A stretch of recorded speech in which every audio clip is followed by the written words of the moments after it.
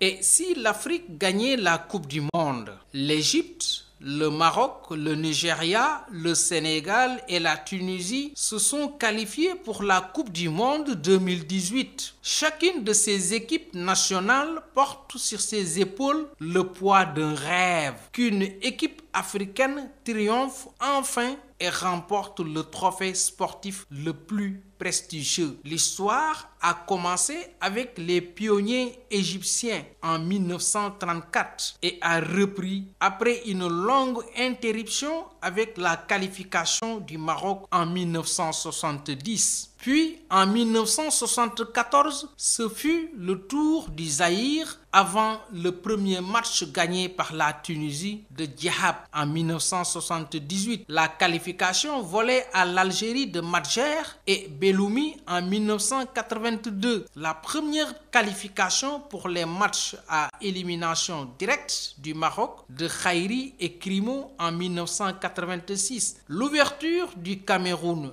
du Vieux Lion Mila en 1990, la double épopée de la Dream Team nigériane avec Amunike et Yekini en 1994, puis Yekini et Kanou en 1998, la victoire sur les champions du monde et le parcours jusqu'aux portes de la demi-finale du Sénégal de El Hadji Ousseynou Diouf en 2002, le Ghana des siens en 2006, l'Algérie de Mohrez et Fegouli en 2014. Qui seront les héros dont on narrera les exploits lors de la campagne de Russie, 21e expédition pour le Graal sportif? Quel capitaine soulèvera en 2018 le célèbre trophée Jules Rimet? Imaginons un univers parallèle sans problème de prime, de caprice de star ou de démission du sélectionneur à la dernière minute, sans interférence du politique sur la composition de l'équipe, sans marabouts qui prennent le pas sur les accompagnateurs médicaux ni clash des égos. Antoine Robben disait: pour unir une patrie, donnez-lui la guerre ou la Coupe du Monde. Aucune équipe africaine n'est allée au-delà des quarts de finale. L'Afrique gagnera un jour la Coupe du Monde